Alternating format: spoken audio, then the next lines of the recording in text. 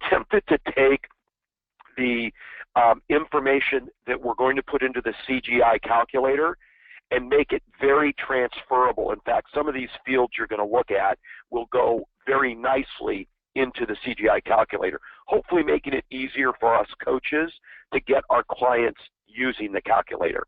So let's take the top section and take a look at what we can learn. Now, you will see all of my scribbles on here. The way I have been trained by Tony, by Ron, by Diana, and even before getting to maps, is history leaves clues. Unfortunately, what I found is a lot of business planning is slapping numbers onto a form, and we call that a plan.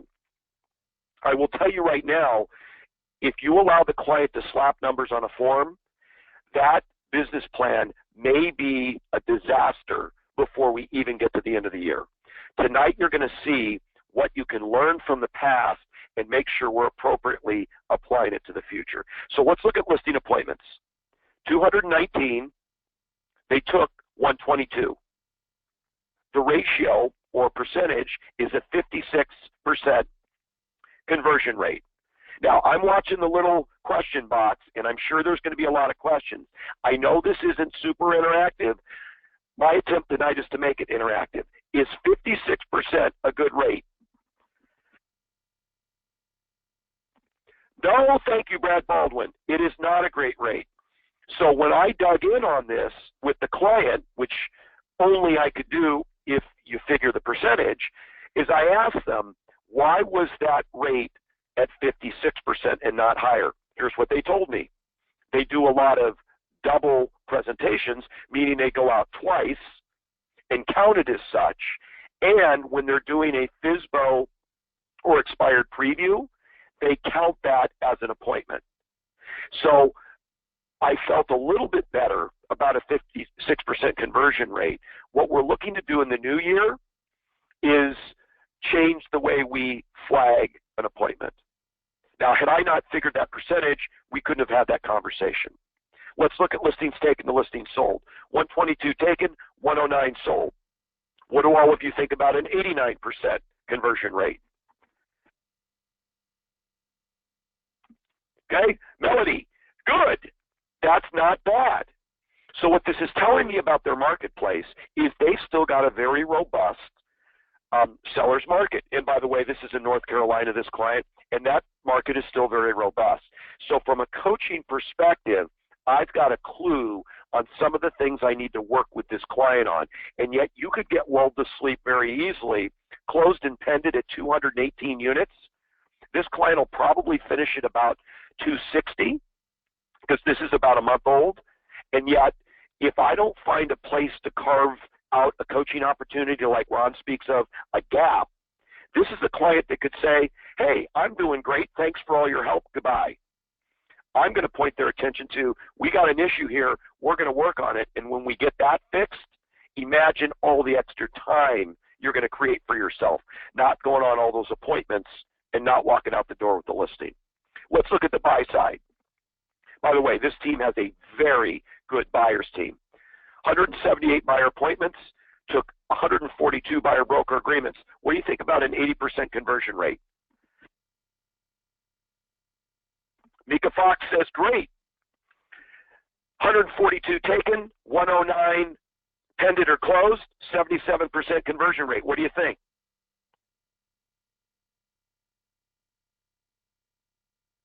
Strong, Mika says. Could be better, Sarah says.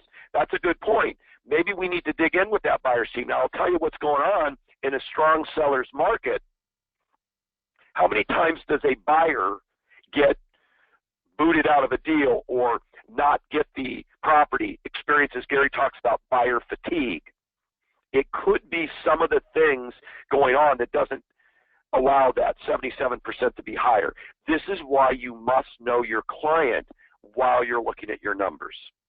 Okay, so what I'd like all of you to do is write down 56% listing taken to listing, listing appointment to listing taken, 89% listing taken to listing sold, 80% buyer appointment to buyer listing taken, and 77% buyer listing taken to buyer sale. We're going to use those numbers later.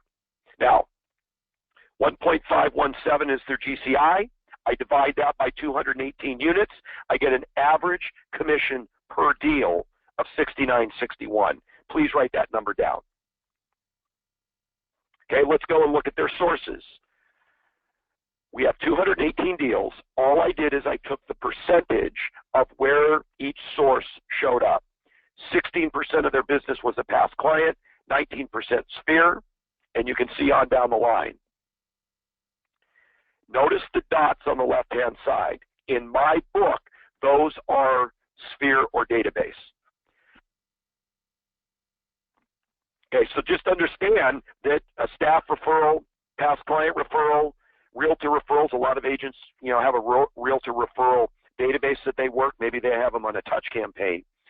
I want to make sure that there's a point made with every client. So I took all of the units that I put a dot next to, which is past client or Sphere or database. There were 141 of 218 units for a 65% business source production rate from people they know. Now, ladies and gentlemen, when you look at your client's database, how often, or correction, your client's business plan, how often is database the primary source of business by a mile? Almost always. Now, Deb, you say not often. I say it almost always is. There may be some rare circumstances, but at the end of the day, this is where they are making their money. Now, notice I put at the bottom 1,048,408. That's the income from their database. Now, they did not put any cost of securing business in here, and I wish they had. You'll see it on part 3. But the reality is, how much money do we have to spend on database to get a return? A lot or a little? Mika says very little. So the reason that this is important to show them is when we get into the 135 or the GPS, let's make sure we don't go down a bunny trail. If 65% of our business is coming from one source and I can get them to see it, I now have a coaching opportunity to say, how can we plus it? Rather than look at like Geo Farm, no deals. Have you ever had a client show up, hey, I'm going to start farming? Okay, what else? Well, that's my new approach. Well, what about your database? We need to use the business plan to keep them focused. So you made $1 million just from database, didn't spend a dime. Now, I don't believe all of that, yet we take what we can get from the client. And yet you'll look at the far right-hand side, I figure out where they spent money and what times return they got. So expired listings, they took 5, 2.3% of their business. I literally took RedX and Mojo, divided that into the income, and that gives me the times return. You spent $1, how many did you get back? Now, Gary says, and I've heard between 3 and 4 times return. I'm actually using 4 times with the client. Is there anything on here that we would say is in jeopardy of being a bad return?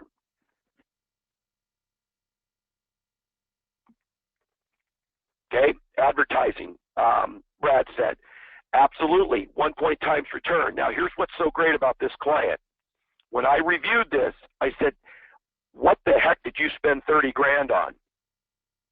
Here was the response. Fritz, don't worry about it. It's already been taken care of. Now, that's a client that knows their numbers and watches their numbers. Yet not all of our clients do. So when you can go down and look at how many times return our clients are getting, it's a great opportunity for you to help them eliminate that expense, not just with a discussion, yet with proof. Now, type something into the question box as an answer. How can we use saved money as a retention tool?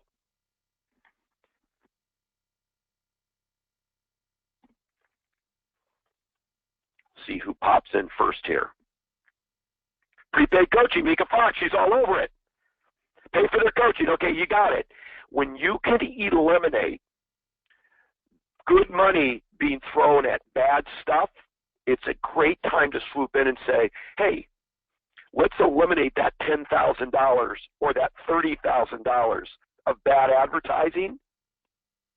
You may have just paid for coaching for 2.5 years. It's a great retention tool, and it's all in their numbers. Okay, let's move to the next page. Oh, by the way, Kim, would you mind going back for just one moment? I want you to write down the expired listing and the FSBO listing number. That's why I circled that. We're going to come back to it. Okay, go to the next page. This just merely finishes up part one. You can see, again, the percentages of the business. It's all just a number up against 218. You can see the times return. Where is there another area where they may be throwing money away? You got it, ISA. Now, that's the salary of the ISA. The conversation we had, is it the ISA or what? What do we need to be careful of? Yeah, is it the team? So don't take out the hatchet and say, hey, you got to get rid of your ISA. There may be a story behind what's going on there. Is it a conversion issue? Maybe the ISA is doing their job. Let's look at our team. It's something that creates a coaching moment. Okay, let's look at database. Remember, 65% of their business came from the database. No brainer. That has got to be a focal point. They've got 4,625. They called them 13,000 times. 2.8 conversations for the year. Is that good or bad? Brad Baldwin all over it. What does Gary say, the number of contacts? Now, this is under the new 36 touch. What's the number of contacts in a year? 4 to 6, Sarah. Good job. So, isn't it interesting that they made $1 million out of their database, 65%, and didn't even touch it 3 times? What a coaching opportunity when we just peel back a layer of the onion and see where they're winning and where we could plus it. So a great coaching moment for them may be, let's segregate your 4625. Let's figure out the top 150, 200 that we're going to call 6 times a year. These are people that have given you referrals in the past. The next group will call 5 times. The next group will call 4 times. I'm wondering what their database percentage could be next year. Coaching opportunities when we know how to look at this plan. Okay, before we leave part one, are there any questions?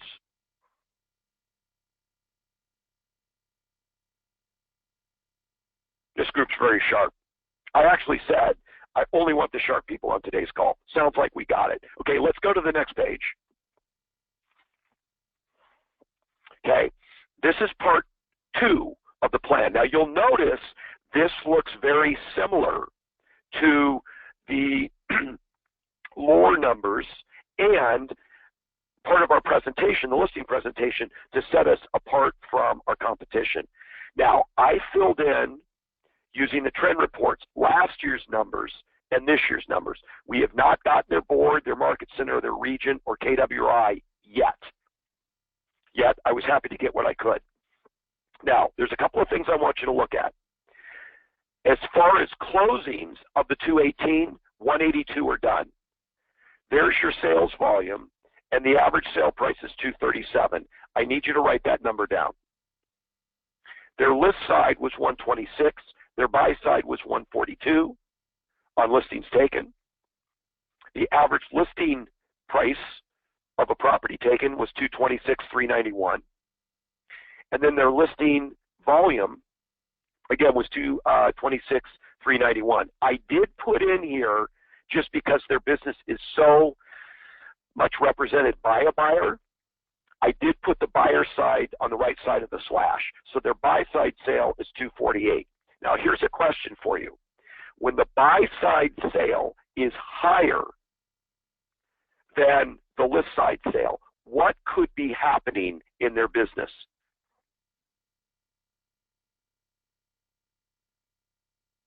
Move ups. Thank you, Mika. This is a trend that you can monitor. This particular client selling a lower price home, buying another higher price home. And that's a great trend to have in your business. Now we have some agents, maybe it's an older clientele and they're buying down. These are the trends though that is worth shining a light on in our client's business. If you want to have value to your client, help them see what's going on in their business that they don't see. So watch this. Take the average sale price, $237. I divided it by the list side transactions. No, I'm sorry. I divided it by the 218 into the 237. Gave me an average commission of $69.61. I then took the percentage, $69.61 of 237, and it tells me that their percentage split per side is 2.9%. Ladies and gentlemen, is that pretty good for a 218 deal year? You bet it. Thank you, Melody. You bet it's good. Now, this is such an eye-opener when you figure their average commission versus their average sale price. I have had situations, and you've got them in your schedule too, where I come up with a number like 2.2. I had one year 1.8. And I'm like, that's been happening on my watch. What, for the love of God, are you doing at the table? You're either giving money away, you're chipping in for repairs, you make the negotiations work by getting your own paycheck out. And I will tell you, if you calculate this for some of your clients, you may have a whole new coaching opportunity. 2.9% on that amount of deals tells me these people know their worth, they can sell it at the table, and they don't take their checkbook out. And as many buy-side deals as they've done, it's tough to keep that at 3% at times. Okay? So hopefully this page gives you a lot of coaching opportunities too. Okay, any questions around part 2? Okay, let's rock and roll. Let's go to part 3. Kim, if you wouldn't mind, perfect. Okay, now remember, I told you to write some numbers down because this is their view of this next year. If we're going to allow a client to slap a bunch of numbers on a form and call it next year's plan without checking it, we are part of the disaster. So let's take a look at it. Now, these numbers get a little bit overwhelming. I mean, I'm looking at this going 520 listing appointments. What was their percentage of conversion this year? Brad, thank you, 56%. They have obviously decided that they're going to be okay with a slight 4% improvement. I've got a full year's worth of coaching to get this number up. What would be one item that would be a coaching opportunity to improve listing appointment to listing taken? Pre-qual, Sarah, good job. Pre-qual, first thing I need to get on. You're going to bump this only 4%. That means you're okay being the same as you were this year. What about instituting a pre-qualification script? 100% of the time. My hope would be that we could move that at least 10 to 15%, preferred 20. Now, here's an interesting one. 60% listing taken to listing sold. What was this year's number? Okay, there you go, Mika. 89%. Now, believe me, I'm coaching to the shift. I didn't think I was coaching that much to the shift. Yet, to go from 89% to 60%, I got to know what they're thinking, or did they just throw a number in? I love being conservative. I don't think we need to be that conservative. So again, are we accepting what they write down, or are we checking it? Let's go to the buy side. 80%, that's what it was this year. They actually dropped this number down, 179 listing buyer taken, 125 buyer sales. They dropped that to 70%. Again, another reason I need to dig in. Now, Sarah, I want to go back to you. You said, what would you suggest there? Suggest where?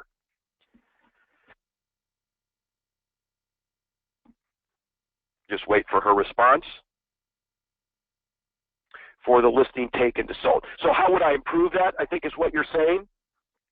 Clearly, when we pre-qualify a property and we've got a motivated seller, it now becomes about the CMA knowing the market and presenting that to the client.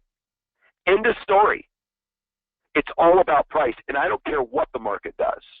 Yet how strong is the agent in truly understanding what is going on in the market and their power to present the CMA. So let me give you a coaching opportunity there. One of the best ways to check in on how a client presents is to have them role play the presentation and videotape it. Send it to you and you review it. When I was dealing with a client in a resort market, the market was going through the roof, but the resort market was not. And she was struggling. She was taking listings, but they weren't selling. It was a pricing issue. I had her video record just the CMA presentation. What I saw is the way she presented the comps was not conducive to setting it at the right price. She laid out all the comps. We had the high end, the overpriced, the low end, the fixers. It gave the client too many things to choose from. And in reality, which way is the client going to go? They're going to pick the higher price. So have them videotape, video record their CMA presentation and send it to you. And then let's break it down. Are they doing the Bold Diana presentation for a CMA, or are they doing some other crazy thing? That's where I would go with that. Does that help? Okay, and you did bring up a good point. They're at 89% now, so I do have to ask the question, why drop it to 60? What I'm going to bet, they just threw a number in. And yet if I let it go, and then we break that down to the monthly, which you'll see here in a minute, I got a bad plan. Now, it's bad in the right direction. They likely will perform better, but then the plan's a little bit tweaked. It's like kind of driving a car with the tires out of balance. Okay, so let's look at this. 312 closed is their target for this next year. Average commission, 73.72. What was it last year or 2017? Okay, did go up, 69.61. So if you don't look at the rest of the page yet, you go, okay, something's going on. So let's dig in. 312 units, 78 million, average sale price, 250. And as you can see, that stays consistent, because if that's the average, closing price and listings taken, it's going to be 250 down the line. What was the average list property value this year? Yep, 237. Now, if we are going into a market that may be leveling, I'm not even going to say it's going down. Do you think we may want to be a little bit more conservative from going from 237 to 250? Yes or no? Yeah, Sarah, thank you. I'm going to argue that let's be a little bit more conservative. And yet you can look at what their listing taken and their listing sold ratio. Why did that drop? I need to investigate that. Maybe it was a bad number. Maybe they made something up. But when I can look at an average sale price that is clearly under 240 and you're bumping it up, I need to investigate what caused you to believe your average sale price will go up. Now, I do know that they just the major big development. And I need to dig in and find out if the average sale price of those is why they bumped that up. But if I don't ask the question, I'm not doing my job. Notice also, still at a 2.9%. And, I feel pretty confident that we can stick with that number. They're very good. Okay? Someone's saying they lost audio. Can all of you still hear me? Deb Jolly, I'm going to get you a phone for Christmas. Put that down. Okay? Everyone says they can hear me. Maybe dial back in. Deb. Okay, so there we go with our average sale price. Now, here's your CGI calculator stuff. Take 520 listing appointments, divide it by 12. It's 43 listing appointments a month, 19 buyer appointments a month, and you can go all the way through and look at how a 312-year goal breaks down monthly. And we're going to pop that right into the CGI calculator. Or at least that's our target each month. Any questions on part 3? Good. We're rocking and rolling. Okay, now, let's go to the next page, Kim. Kim is doing a fantastic job tonight. Okay, so here's their sources of business. You can see the percentages, and if you have this plan in front of you, what I do is I'll go down and just see if it's close. So past clients was 16%, 2018, 15%. I just want to see that it's close. And you can go all the way down and see where they are allocating, where they think they'll get business. Notice that they also inserted some cost of securing business for the database. I put dots next to all of the database-related sources. I also checked to see how many deals they projected coming from the database. 204 of 312, not a surprise, 65%. Now, I think we can improve that if we get their phone contacts closer to the 5 to 6 range than the 2 point, what did we figure that was? 2.8 range. Notice their times return on business. What's the lowest return on invested dollars? Okay, farming. Now, remember, how many Geo Farm deals did they do this year? 0. Thank you, Melody. So they're going from 0, they're only doing 10, and yet you know how expensive it can be to break into an area. And yet it's still above the Gary return. I'm going to be watching that very closely to make sure that we are getting what we expect. And that good old database, 36 times return, 75 times return Allied Resources. So this is very much in sync with what they did this year. Now, let's look for a moment at expireds and FSBOs. What was the number this year expired in FSBO?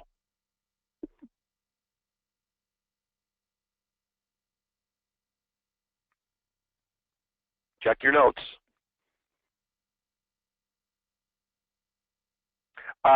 Yeah, 8. It was actually 5 and 7.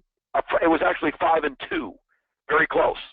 Now, if we are going into a leveling market,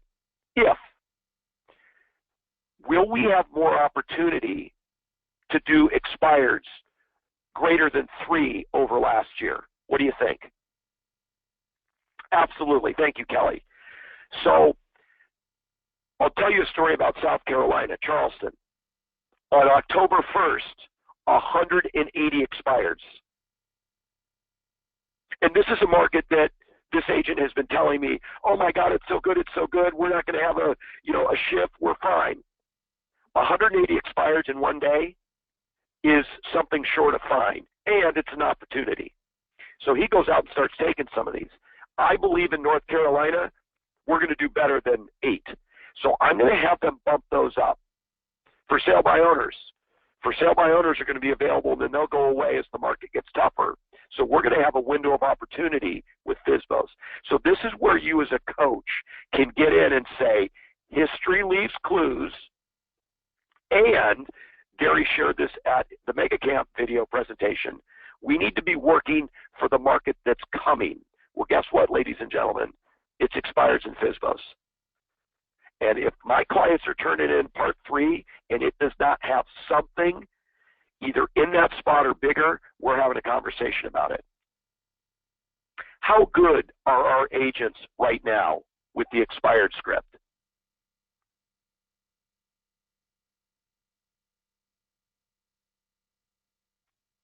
Who's going to be first? Brad says not good. I would agree. And Brad, you were a really good expired agent. They need to get the script off the shelf, dust it off, and start working with it. You could make the story up in your head that, yeah, we've got such a great market last 6 years, we haven't needed it. Be the coach that gets your client ready for the market that's coming. And the business plan gave me a clue. This team is not ready. Okay? Questions on the sources from part 3. Okay? Let's move to the next slide. Okay, now, what I inserted here are 3 GPSs that will help you help your client get this done more accurately. So about 3 years ago, I was the coach that said, hey, now that part 3 is done, get me your GPS. How many of you get a GPS back and you look at the 3 priorities and you go, what the heck is this? Or you don't get it back at all and they say, for weeks, I just didn't know how to get started. Okay, Mika says, yeah. So I don't mess around with this anymore. I take control of the GPS. And I talked with Tony about this, and he says, go for it. If you are 1 to 50 units, I don't need your creative version of a GPS. You need lead gen, database, and you need skills. Let them figure out what the 5 strategies are. You want to get this thing done, give them those 3 priorities. Now, up at the top, this is a personal preference, units, GCI, and volume. 3 benchmarks that I can accurately assess. Sometimes this goal up top, I want to grow as an agent. What is that? I can't measure that. So units, GCI, and volume, end of story. It comes right out of part 3.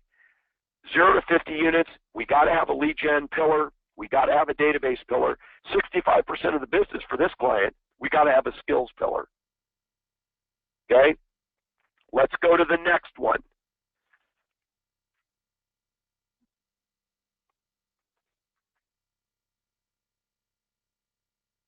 There we go. 51 to 120.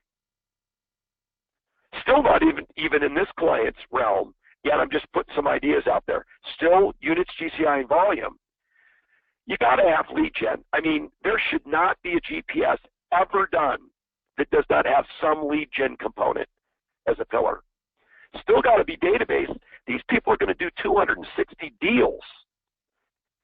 At 312, they've got slated 204 units that are database. It's got to be there.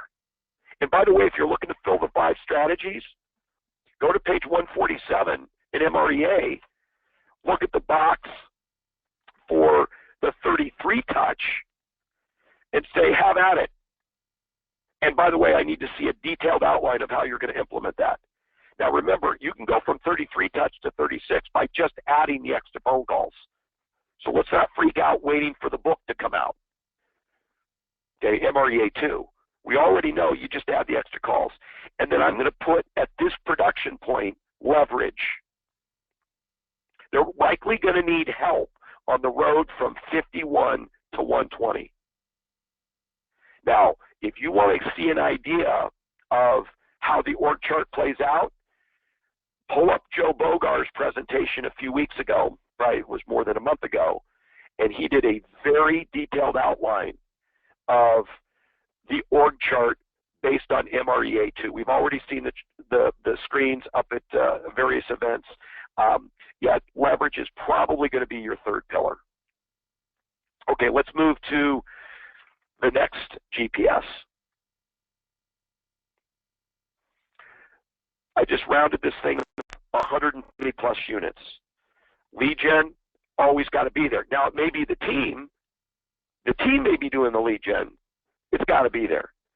Database, probably you've got a client care manager running your database at this production level. Notice the third priority, more leadership. This particular client, it's a team. We discussed 2 years ago replacing them. We discussed 2 years ago exiting their team to pursue passions, other opportunities, and what I am thankful to say, because I've been on the journey with them, one of them just became a Bolt coach, loves it. They both just became co-team leaders of a local market center, and they are spending less and less time in their team. When you get agents growing like this, they've got to develop that leadership lid. So that may become part of the plan. Okay? Let me just see here. Kim, can you see, for some reason my question screen is like one line. What was the last question that came in? The last question was from Kelly. Is the last one I'm seeing.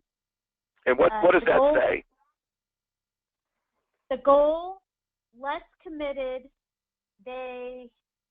Sorry, it's very little. I can barely see it. Yeah, I can't see. Are to the actions to achieve it, and that's all I see. Kelly, maybe we talk offline on that. For some reason, our screen just has it allows for just one line, and the longer questions, it's hard to see. So back to GPS. Get them started with the pillars and let them roll up their sleeves around the strategies. It's just a better way to get them going. And if they're 50 or less, be prepared to help them with the strategies. And I wouldn't feel bad about it at all. We've got to get this thing done. It's a one-page plan that comes from all of the hard work done in parts 1, 2, and 3. This is the fun part. Make sure they see it as the fun part. Okay, let's move on. We're going to talk about org charts, and then we're done.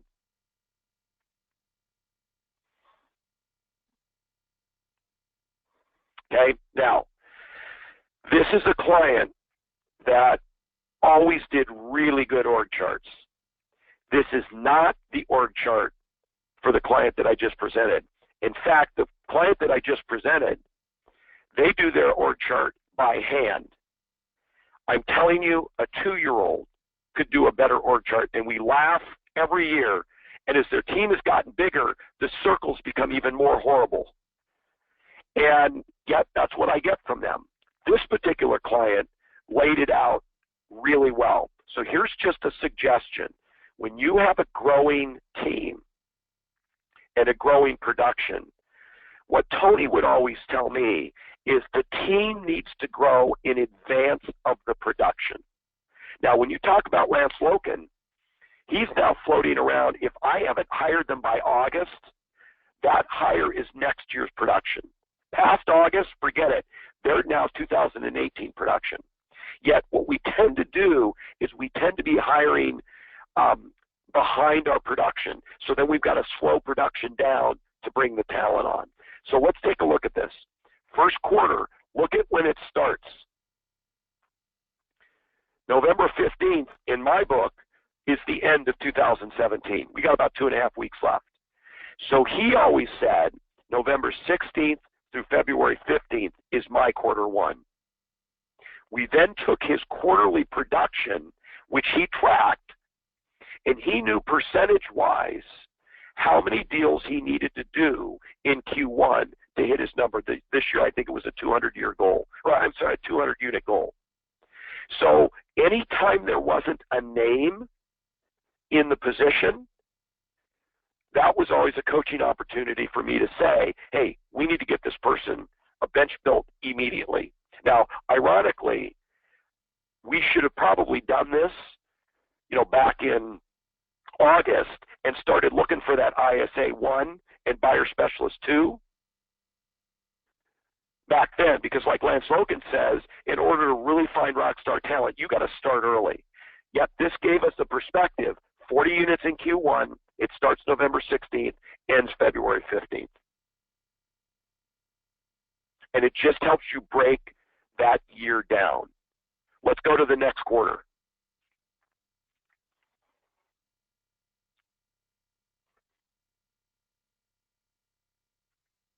Okay, now, quarter 2, February 16th through May 15th. Notice that it's always 45 days before the real end of the quarter. Get it pended by these date ranges, and it closes likely in that quarter. Quarter 2, 70 transactions. What Chad knew is that based on his second quarter, 70 as a percentage of 200 is what their team has done in the past. Now, he's a big numbers guy, and he will rationalize, here's what we've done the last 2 or 3 years. I know that I can do roughly 70 in the second quarter. Now, we're going to add people to the team, and we need to really be adding them before this quarter starts so that we can get them onboarded, trained, and contributing. Okay, let's look at quarter 3.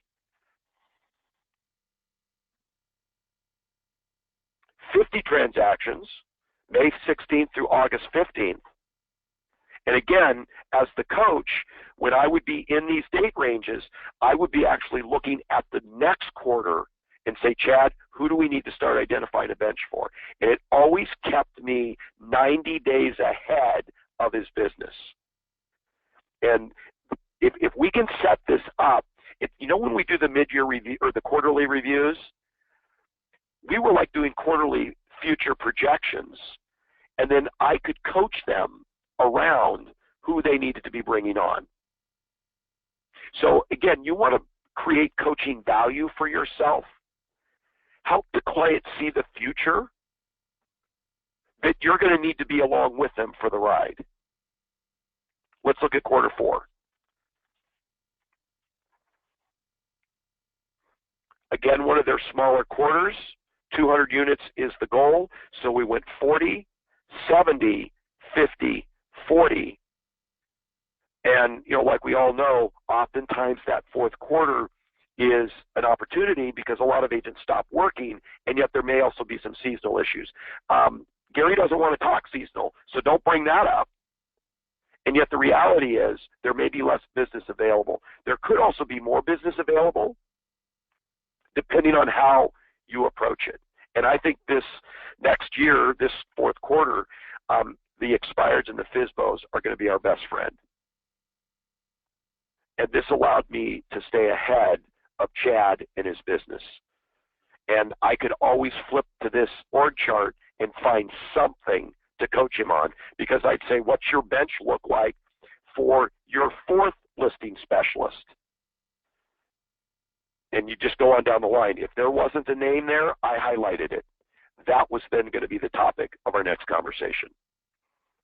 Now, let me just give you one final calculation. I'll open it to questions, and then we'll be done. There is a statistic. I can't tell you where it came from, who came up with it, and yet it is very relevant to our business. What I'd like everyone to do is put in a 100-unit year. Now, you can say, oh, I don't have 100-unit clients, or I have 400-unit clients. Doesn't matter. I just want you to understand the theory. 100 units. There's a theory that says that 65% of an agent's business will be done in 2 quarters. For a cash prize, what is each of those 2 higher quarters number?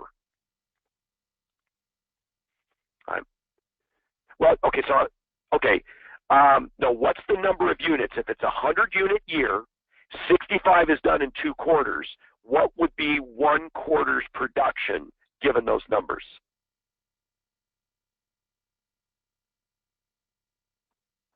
Mika Fox is the big winner.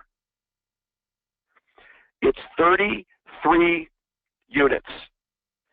So now you have the fun of saying, hypothetically, now Chad tracked all his numbers. I didn't need to go there with him. In fact, he told me. Yet if you had a 100-deal-a-year producer and they wanted to know what their quarterly breakdown would look like, 65% of the business would be done in 2 quarters.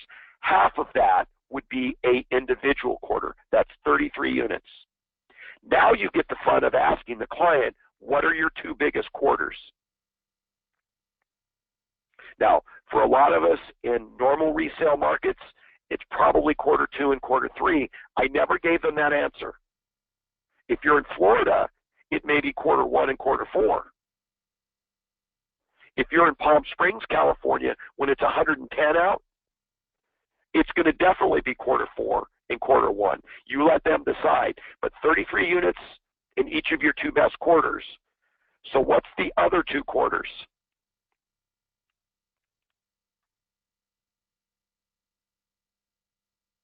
What would the other 2 quarters be? How many units? Okay, not 35. Yep, 17 and a half, so let's round it up to 18. So if you took the remainder, 100 minus 65, that's 35, cut that in half, that'd be 18 and 1/4. You'd have to deal with the decimal. But the reality is, you can give a client a very good barometer for what their 2 best quarters are and what that would look like given their new plan. This is exactly what Chad did. It's just he knew from history what the percentage of that quarter was based on he and his team. And it made it easy for me. Then we just had to decide who we needed on the team to get there. And it kept us one step ahead of his production. So we always had team members entering to get us through the next quarter. So just something you can throw into the org chart in business planning. Okay, any questions at all?